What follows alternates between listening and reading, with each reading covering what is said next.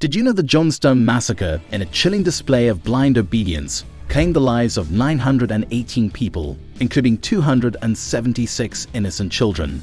The People's Temple Agricultural Project, commonly known as Jonestown, was a remote settlement in Guyana founded by the People's Temple, an American cult led by Jim Jones. The tragic event occurred on November 18, 1978, where a total of 918 people lost their lives at Jonestown, nearby the capital of Guyana. Over 70 individuals in Jonestown were injected with poison, and approximately one-third of the victims were minors. Guards armed with firearms and crossbows were instructed to shoot anyone attempting to flee the settlement as Jones advocated for suicide. The People's Temple, established by Jim Jones in Indianapolis, Indiana in 1955, had roots and teachings aligning more with Christian revival movements than Marxism. Jones, influenced by figures like Joseph Stalin, Mao Zedong, and Adolf Hitler, expressed his discontent with the persecution of the Communist Party USA and a fascination with the impact of religion. In the early 1960s, Jones visited Guyana on his way to establishing a short-lived temple mission in Brazil. Facing criticism in Indiana for his integrationist views,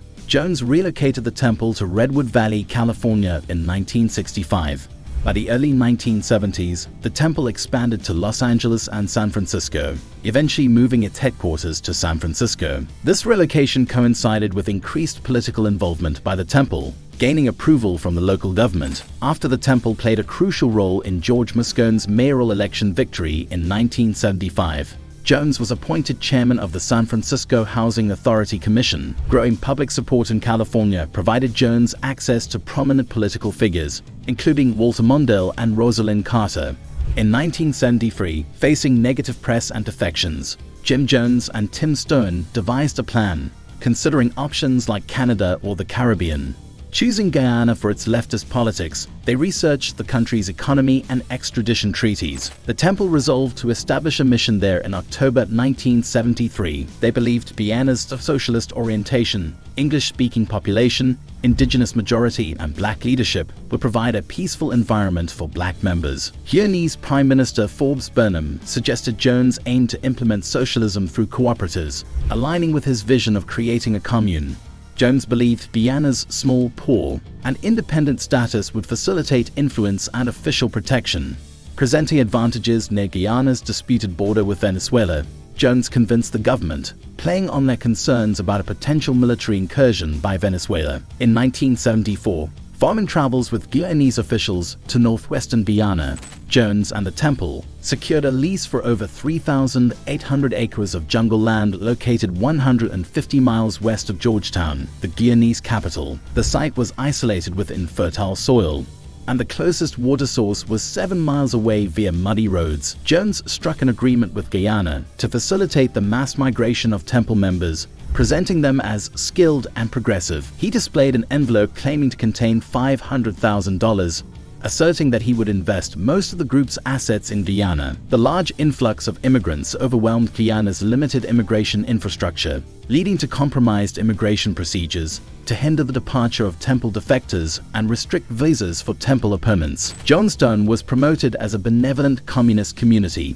with Jones emphasizing their commitment to socialism and equality. Jones prohibited members from leaving Jonestown without his explicit permission. The temple established offices in Georgetown, holding meetings with Burnham and other Guyanese officials. In the summer of 1977, facing pressure from San Francisco media investigations, Jones and several hundred temple members relocated to Jonestown. Jones departed the same night. An article detailing abuse allegations by former temple members was read to him. After the mass migration, Jonestown became overcrowded, reaching a population slightly below 900 at its peak in 1978. Many members of the temple held the belief that Guyana, as promised by Germans, would be a paradise or utopia. However, once Jones arrived, significant changes occurred in Jonestown life. But after Jones' arrival, bureaucratic requirements drained labor resources, resulting in neglected buildings and encroaching weeds. School study and adult lectures shifted towards discussions on revolution, enemies, Soviet alliances, Jones' crisis, and the alleged mercenaries sent by defected Tin Stoen. Jones likened this schedule to North Korea's system of work followed by study. This aligned with the temple's use of mind control and behavior modification techniques borrowed from Kim Il-sung's Korea and Mao Zedong's China. Jones frequently read news and commentary, siding with the Soviets over the Chinese during the Sino-Soviet split. Jones recorded news readings portraying the US as a capitalist and imperialist villain, played continuously over Jonestown's tower speakers. Primary communication with the outside world was through a shortwave radio, with voice communications transmitted for mundane orders and confidential business. The FCC cited the temple for technical violations, posing a threat to Jonestown's existence. As Jonestown wasn't self-sufficient and imported commodities like wheat, temple members lived in communal houses and reportedly had basic meals, despite access to an estimated $26 million.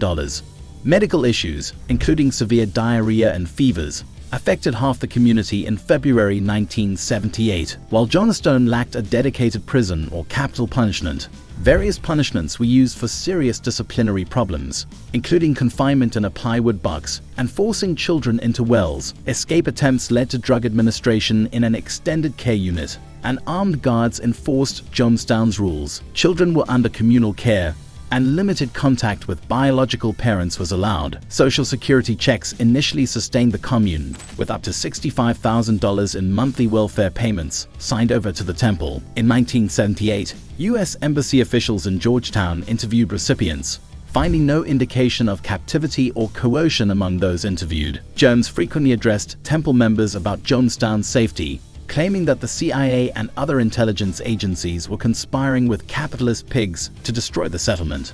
In response to purported emergencies, the temple conducted White Nights, during which Jones presented 4 options to Jonestown members: attempt to flee to the Soviet Union, commit revolutionary suicide, stay and fight attackers, or escape into the jungle. Jones studied Adolf Hitler and Father Divine to manipulate cult members, implementing loyalty tests, including simulated mass suicides. In September 1977, Tim and Grace Stone sought court orders to retrieve their son, John, from the temple. During a 6-day siege orchestrated by Jones, a false sniper attack occurred. Jones, claiming external threats, urged resistance and ordered a fake evacuation to Cuba, heightening panic. Post-siege, Jones, distrusting Vienna, explored immigration policies for a potential temple exodus.